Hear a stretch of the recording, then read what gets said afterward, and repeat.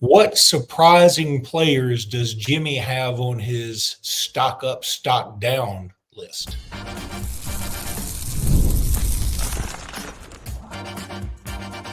You are Locked On Bama, your daily podcast on the Alabama Crimson Tide, part of the Locked On Podcast Network, your team every day. Hey, everybody, and welcome back into Locked On Bama, AHSA's radio network. Luke Robinson, and me, and Bama Online's Jimmy Stein. That's him. This episode is brought to you by Gametime. Thank you so much for being an everydayer or a newbie. We love you all. We welcome you with open arms and gratitude. Jimmy, you have come up with an article for Bama Online, stock up, stock down on various players. And there were some that, surprised me a little bit. Here's what I know is tough, and we'll save it for the end. The toughest part is putting the stock down because you don't want to do it because you feel like, man, if they heard this, it would really hurt their feelings. It probably wouldn't, but still, on your stock up, stock down, you have some dudes that, look, I feel like some of these are easy. You have Jalen Milroe on there. And you know what? I totally agree with you. I think his stock was high to begin with, and it's just been NVIDIA. Yeah, stock up doesn't necessarily mean that your stock was low to begin with. I mean, your stock could have been high and went even higher. And I think the key to the drill, that's a Saban thing, the key to the drill for Alabama being a good team this fall was Jalen Milroe easily adapting to the new offense, being a good fit with what Kalen DeBoer wants to do. And we won't know for sure until the game's right, but all signs point to yes. I think that's like a black magic 8-ball thing. Milroe has impressed Kalen DeBoer and Nick Sheridan. They have been, I would even say, effusive in their praise. What we've seen from Milroe in practice sessions, the open practice, and then what some have seen in the scrimmages just indicates that Jalen Milroe has been a good fit. Lord knows he works harder than anybody in the building. He famously gets to the building before anyone else.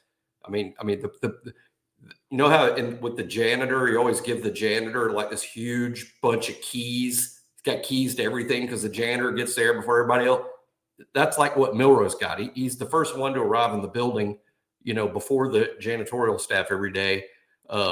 Just hardworking. There was no doubt about that. But it looks like he has been a good fit. And that's not really surprising based on the quarterback they had last year. I think there are some Michael Penix similarities with Jalen. They are absolutely not carbon copies. You could probably make a list of differences, but there are similarities, starting with big, strong, and good with the deep ball. And Penix is a heck of an athlete. I think people don't realize that because he didn't run much at Washington, but he ran a 4.5 at the NFL Combine in the 4.5s, and then with the 8th pick in the draft. I think Milroe can be that type of draft pick, but he has to show tremendous improvement in terms of pre-snap reads, getting Alabama in the right play, a little quicker decision-making. One last thing about that, because I need to say this every time I say that. I think Milroe struggles with that. We're typical of any young quarterback. I mean, everything you're like, he's not good at this. That's young quarterbacks, young, inexperienced quarterbacks. We don't have that problem with him anymore. So I think while that's not going to be 100% better, I think it's going to be significantly better.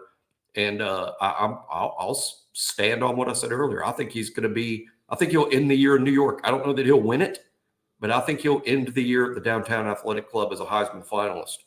I agree with you 100%. I feel like he's going to be a finalist. There's no doubt in my mind about it, barring injury. Some of your other guys that had stock up. Now, look, Ryan Williams, this is a Ryan Williams podcast. I think we can just bypass that. If you want to hear about Ryan Williams, listen to any other podcast we've ever done. All we've done is heap effusive praise on that young man. It's pretty funny. Are we going to be in a Xavier Kroll podcast one day? That'll be about the time Ryan is cycling out. Yeah, we might be. Now, other stock ups. LT Overton, again, I think we've talked about him enough, and I think that's clear. I want to talk about a couple of the guys that maybe people didn't know would be in your stock up list, and that's Justin Jefferson and Wilkin Formby. Wilkin Formby, just interesting, and maybe we'll spend a little less time because it's offensive line, and folks, that doesn't move the meter typically. But Justin Jefferson's interesting to me because of this. I feel like Saban had a way of, for the most part, he wanted a guy that was this size, this length, this weight, this muscular, this broad, whatever. And if you weren't that guy, he probably wasn't going to spend as much time on you. Every now and again, he made exceptions, of course, but for the most part, he had a outline, a drawing, a blueprint of what he wanted from somebody. Justin Jefferson doesn't fit that blueprint necessarily. And I think he's going to get more of an opportunity now, even though he's not the ideal size for a linebacker, but I think he's a playmaker. And so I feel like we will see him. And I think this year people are going to go, hey, why didn't he play more last year? Yeah, I mean, the thing with me, I've never doubted like how good Justin Jefferson might be. I mean, when you look at the linebacker position, in my mind, linebacker starts with physicality. Are you physical enough to play the spot? And I think when you watch the tape of Justin Jefferson and then you hear things from the practice field, you're like, okay, that box is checked. Secondly, it's speed. What kind of athlete are you? And, there was a famous, he ran a 4.4 or something at a camp. And, I typically don't put a ton of weight into those things because those are sort of unverified stories. But it's there on the tape. He's clearly fast and physical. And I don't know what more you want in a linebacker. I thought his biggest problem, Luke, wasn't how good could he be. The biggest problems were Deontay Lawson and Jahad Campbell. Those guys are so good and so next level. And now they're very experienced at the SEC level. I thought Justin Jefferson wouldn't get a spot and wouldn't ever get the opportunity because Lawson and Campbell had clogged up the top of the depth chart. And you typically don't sub at inside linebacker. You typically play your two guys, and that's that, especially when they're as good as Lawson and Campbell. I think for me, Luke, covering fall camp, which was, the first year I've done this as full-time media, being with the beat crew every day, I think my number one surprise of the entirety of fall camp was during a Kane Womack interview when he referred to Justin Jefferson as a co-starter with Deontay Lawson and Jahad Campbell. I mean, that shocked me. And you don't get shocked too much. A lot of the coaches don't give away too much. But, man, that was like a co-starter with maybe the best inside linebacker duo in all of college football. So I think Justin Jefferson's one to watch. And I'm excited about – now, is he going to platoon? How many snaps is he going to play? We'll start finding out Saturday, but he is a stock up guy for sure. All right. Because of time, we're not going to get into the guys that are stock down, but I'm going to name them and just give, maybe a sentence. 2 seconds. Yeah. There's a Nyquil Bertrand. Yeah. Is that how we're going? Bertrand Nyquil. Or Bertrand? It's Nyquil Bertrand. Bertrand. Okay. Nyquil Bertrand. Well, that's a problem. We don't know how to pronounce it officially yet because we hadn't heard his name enough. Always a bad sign. That is always a bad sign. Yeah. Jaleel Hurley. That's another one that, man, that dude was just such a playmaker in high school. And I just thought, it was going to translate really well. It just hadn't. And these younger guys have come in and maybe passed him. Doesn't mean he's going to transfer tomorrow. Doesn't mean he can't get better. People, mature and grow differently. Hopefully he can. But in terms of, hey, he was a 5-star and now he's back in that, he hadn't made the impact. There's no other way to say but stock down except stock down, but that's okay. We're still hopeful. And that's what's hard about doing these lists. We always talked about when we do the recruiting list at the end, you and I do something like we think, this guy we have a category like destined for medical hardship or something. And it's a horrible, terrible category. And we can easily change it. We can change it to portal. But we just don't. Because when we came up with all those categories, that was before the transfer portal, and now we should change some. But they're too young to give up on. I'm not giving up on them at all. I think maybe a good way to describe both Nyquil and Jaleel is waiting for the light to come on. We're waiting for the light to come on. Hadn't happened yet, but waiting for the light to come on. Well, wait a minute. It can happen at strange times. If your name is Nyquil, you are going to be waiting for the light to come on, probably, before you really wake up. That's a good one. That's a good one. That's no, it is. Bad. Right on the fly, too. Okay. So, Jimmy, we've done your stock up, stock down. We've got an interesting Alabama family recruiting story that'll warm the cockles of your heart. But right now, I want to tell you about Gametime. I love Gametime. Look, I'm going to show you something right here. This is, there it is. That's my phone. Got the Gametime app right there. All the Wisconsin tickets. Now, I've already bought my Wisconsin tickets, but you need to go get your Wisconsin tickets and use code Locked On College for $20 off your first purchase. Terms apply. But look, here's what's great. They got something called the super, like I just tapped on the super deal, right? And it shows you everything about that. And you can go and like, you can buy 2 seats together. You can buy 4 seats together. You can organize it by number of seats. You can organize it by price. You can see all your options right there. And it's so easy. And the customer service is chef's kiss. Love Gametime. I've used it several times for World Series, Major League Baseball, used it for NBA, college basketball, college baseball, college football, NFL, concerts. I'm telling you, it's the best. And I just used it for my Wisconsin tickets, and everybody's super, super excited about this. And I will have absolutely no problem because I know Gametime is the best. And you will find this out too if you go check out Gametime ASAP. Now we're going to move on to FanDuel because FanDuel, also awesome, as they're another sponsor, and we appreciate them. You've heard us talk about FanDuel, America's #1 sports book. Well, we have something a little different for you. Now through September 22nd, all FanDuel customers can bet $5 and get a 3-week free trial of NFL Sunday Ticket from YouTube and YouTube TV. This is awesome. If you love the NFL like I do, then you will love the NFL Sunday Ticket. It is fantastic. Then with the YouTube TV base plan, you'll be able to watch every single regular season Sunday afternoon out-of-market game. All you need is a Google account and a current form of payment. And you can cancel anytime. I did right after it was over. The NFL season was over. I was like, see ya. I'll see you next fall. And that's what I'm doing. Just visit FanDuel.com/lockedon to download America's #1 sports book.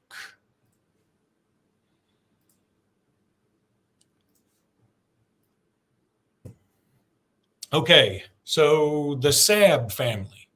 Yeah. They, Keon Sabb is transferred into Alabama, and he's got 2 younger brothers. One, I think, is it next year's class? One's a 26, one's a 26, and one's a 27. Now, do you feel like that? Do you feel like this gives Alabama the upper hand that Keon is here? And I know, you could say, well, I know it doesn't hurt, of course, but do you feel like Keon, from what you've learned, is loving Tuscaloosa? Yeah, I think it does, and this is why I think it's a unique thing. First of all, Keon was at another elite program, to say the least. He's the only guy on the team that's got a national championship ring that doesn't say Alabama on it. And so he's a significant player on an elite defense that won the national title. So he got a long look at what it's like to play football at Michigan. And now he knows what it's like to play football at Alabama. And I think he can really help his brothers out in talking about his experience, not specifically as to Michigan and Alabama, but hey, I've been to another place and I've been to Alabama, and this is why Alabama is so much better. I also think Courtney Morgan is a major player here with the Sabb family. They're clearly fans, or Keon wouldn't be here. I also think we probably don't talk about Keon enough in terms of how good he is. My expectations for him were a little, I would say, less than a lot of y'all. Like when he committed here, I went back and watched a little Michigan tape. I went over game by game of his two years at Michigan, and I was cautioning people because I saw too much. Okay, here's the Caleb Downs replacement. I'm like, oh, hold on, that's not right. He is going to play safety, and Caleb Downs isn't here anymore. But Keon's not Caleb, and I'd still tell you he's not Caleb Downs. But man, he's been a good player, Luke. He basically showed up a first-team player, and what I've been impressed with is even though Alabama has some interesting safeties like Red Morgan, like King Mack, like Cam Howard, the Charlotte transfer, since Keon Sabb showed up in the spring, Luke, that's 15 spring practices, including A-Day, and now we're at over 20 practices this fall. He ain't been nothing but a 1. He's been a 1. He ain't spent a day as a 2 or a 3. This guy's been a 1, and by that I mean a starter. He's with the first team, period, and has never wavered, and the coaches really brag on him. And then, of course, now I've gotten to see him play football smooth. I compare him a little bit to Ha Clinton Dix. Not saying that he's as good as Ha or will be drafted in the first round like Ha. I'm just saying he's like him in terms of he's at his best as a free-ranging center fielder. I think that's where he's at his best, and a bit of a ball hawk. I mean, he'll make plays on the ball. Now, he's physical enough, but this is a make plays on the ball type safety. If I had to pick a guy right now, Luke, that's going to lead this team in interceptions, I'd tell you it's going to be Sabb. So Keon having a good experience at Alabama, the whole point of that is that Keon having such a good experience and having been somewhere else, I think the brothers are going to listen to him, and both brothers are really good prospects. They're all going to be in Tuscaloosa on Saturday, which is why we're talking about them today. And they're from New Jersey. They're from New Jersey. I'm not, even though Keon played at IMG in Florida, but yeah, they're all from New Jersey. Not ripping on the 26th brother at all, just throwing out that the 27 brother, the youngest, appears to be the big dog of the family in the sense that he's already ranked in the top 10 prospects in the country, regardless of position. Yeah. The 27 kid. Now, the 26 kid's good too. Alabama has offered them all. And I'm down with that. And look, at the same time, there's also another New Jersey native, Justice Fitzpatrick, who is, Minka's brother. Alabama would certainly love to be involved there. I know Minka loved Alabama. By the way, did you see Quentin Williams on the Dan Patrick show yesterday repping, bamming out? He had on a Alabama sweat hoodie while he was doing the interview. I thought that was very cool. It was all about the Jets, but I mean, he had on his Bama hoodie, which I love. And it made me think about how smart it is that the Alabama powers that be send out these care packages to all the NFL guys. Every year they send out this big box of different Alabama things, and it's just cool because they end up repping the university. And it's the Lank folks send them a box too. I don't think I've seen an NFL player wear it yet, but apparently the Lank people all sent the Alabama players, the NFL, a merch box too. Did you see Lank taking off the way it has? Apparently it's doing really well. Yeah. I'm so happy that not only is Jalen Milroe and Terrion Arnold making bank, which is great, from the Lank thing. It just shows how Alabama is such a platform, that Alabama provides this platform. It's only going to help in recruiting just in that sense. But that Jalen and Terrion, being the leaders that they are, being the super people that they are, they came up with a way for the whole team to profit off of Lank. That it's not just them. And it could have easily just been, it was their thing. And a lot of people listen to the show would have said, hey, this is my thing. You come up with your own thing, but this is my thing. They're like, well, we're going to share this. We're going to share this with our teammates. And it's been remarkable. And I encourage people, if you haven't already, go to Alabama football's social media sites, whether it's Twitter or Instagram or TikTok or whatever the kids are doing these days, and watch the Lank documentary. It's only about 15 minutes long, but you'll be impressed with the kids and what they've done with it. Oh, there's no doubt about it.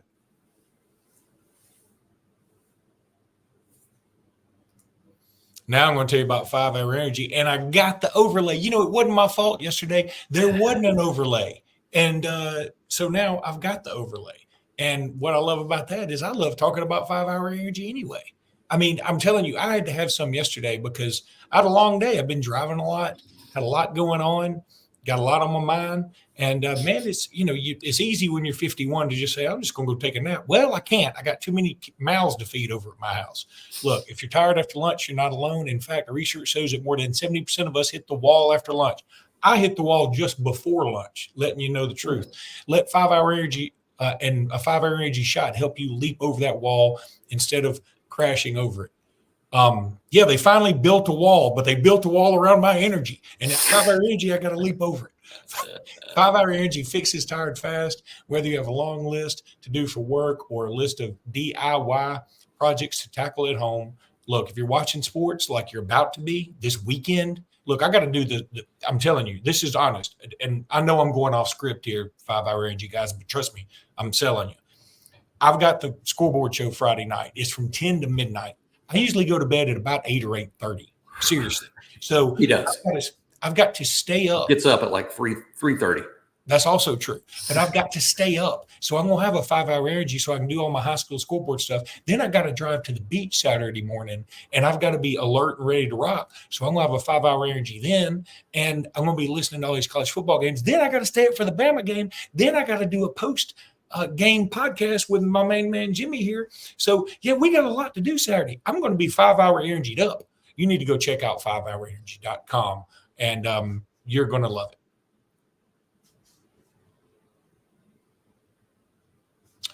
All right, Jimmy, a pack of wolves. I like that. That's what they're called, right? A pack of wolves? Is it wolvi? It's not so. Like a murder of wolves. A screaming meme of wolves. But it's a pack of wolves. So pack of wolves. I hope I never have to find out. Like, I'm surrounded by a murder of wolves. How do I? Pack? Well, you're dead. Okay. How do I address you guys? I think it's how. Are you the alpha? Okay. So anyway, pack of wolves. What this comes from is apparently Kane Womack and Coach DeBoer said, hey, we may be playing multiple wolves at various times. Explain what the heck that means, Jimmy. Well, those very familiar with the Nick Saban defense, when Kane Womack said in his interview on Monday, when the coordinator interviews, he did finally say, when in a response to a question, that yes, we will run packages where there might maybe two wolves on the field. Wolves are our best pass rushers, currently played by Q Robinson, Keanu Coote, and Quay Russaw. They're the wolves that I expect to see with the ones. Maybe Yonze Pierre, not sure about him, but the first three for sure. And Kane said, yeah, there are packages with two wolves. And really, for those familiar with the Nick Saban defense and all that old terminology, what that really means is welcome back, nickel rabbits. Kane Womack is almost always in nickel. And Nick Saban sometimes played what he called nickel rabbits, which means in passing situations, like let's say it's 3rd and 10, and he's in nickel, but he wants fast pass rushers. He wants to get speed at the quarterback. He would play two outside linebackers. In recent years, it would be like Will Anderson on one side, Dallas Turner on the other. Or maybe last year it was Dallas Turner on one side, Chris Braswell on the other. Two outside linebackers, smaller, just speed rushers. Saban called it nickel rabbits. Kane refers to that position as wolf. So in his defense, it's just wolves, two wolves. And I'm not sure what he might call the package. But to me, what stands out here is I think Kane's a little better at naming defensive play. Wouldn't you rather have two wolves out there than two rabbits? Don't you think? It's a rough sport. It's a rough sport. I like two wolves. Well, if it's like the Donnie Darko rabbit, maybe it's the Donnie Darko rabbit. You don't know what that means, do you? I don't think. I mean, Donnie. It sounds familiar, and this is a horror movie. It's a funky movie, but anyway, continue. I'll find a picture. Yeah, don't violate copyright when you do that. Two wolves. I think when you're going to see that, I mean, just doesn't it make some sense? It's like 3rd and 10. Our normal outside guys are a fast guy like Q Robinson, and then a bandit. And that's going to be like Jamarian Latham, who's almost 280 pounds, or LT Overton, who's 270. And LT is a good pass rusher. But, in terms of just a better speed rusher, maybe Keanu Coote at about 240. So you put Coote on one side and Q on the other side because you're just trying to get more speed on that outside edge to get to the quarterback. So one of the things I'm looking forward to most Saturday, Luke, and I'll rewatch the games Sunday and Monday and have a lot of comments, especially after the rewatch. But one of the things I'm really focusing on is how often do they do this? Is this a constant thing? Because Saban did it constantly on pass downs in the past 2 or 3 years. We saw a ton of nickel rabbit, but part of that was because the best players on the team were the outside linebackers, Will, Dallas, Brass. You didn't want to take them off the field. Now we're in a little bit different situation to where maybe the Wolves group isn't the best group on defense. It's good. It's good. No reason to be like down on it. But let's be honest, there's not a Will Anderson or Dallas Turner in that group right now. Would that rabbit be scary enough? Well, does that qualify as a rabbit? Because that's just not a rabbit at all to me. To me, that's a satanic. That's like a rabbit. I don't need. That's just scary as all heck. I won't sleep. Yeah, I know. Well, it's a funky movie. But regardless, I don't think Saban has ever seen Donnie Darko since he didn't know McDonald's took credit cards. So, I mean, I'm guessing he didn't know that there was I didn't know Donnie Darko either, and I was aware that McDonald's took credit cards. So, yeah, Nick Saban probably doesn't. I just like the term wolf more than I like rabbit. But he calls the nickel corner husky. I'm not sure I like that because husky sounds to me like a big dude. Those are the kind of pants my mom used to have to buy me when I was a fat kid. Yeah, and you weren't playing DB. You've never been a DB. You're more of a front seven guy, right? It wasn't because I was a DB. It was because I had too many LBs. And you were more of an LB when it came to football than and so I'm not sure that Canes named the husky spot. Well, maybe Saban was a little better there calling it star, but I do like wolf better than rabbit. All right, that's going to do it for today's podcast. We'll be back tomorrow with a big prediction show. Man, we've been waiting for this all year. I know. Big Alabama prediction. Man, I've been working on my score all week. I've changed my mind 10 times. But I'm these predictions feel like they count. Like the previous predictions in the summer, you're like, I can always change it next week or whatever. Silly. Yeah. Like now we know. We got to make a call. And hey, I'm picking 2 upsets in the top 25. Whoa. Alabama's A&M? Nope, that's not one. I hate to be a spoiler, but no, I'm not picking. I think, Auburn's going to cruise there. All right. We will be back tomorrow with more. Until then, roll tide, everybody. Roll tide.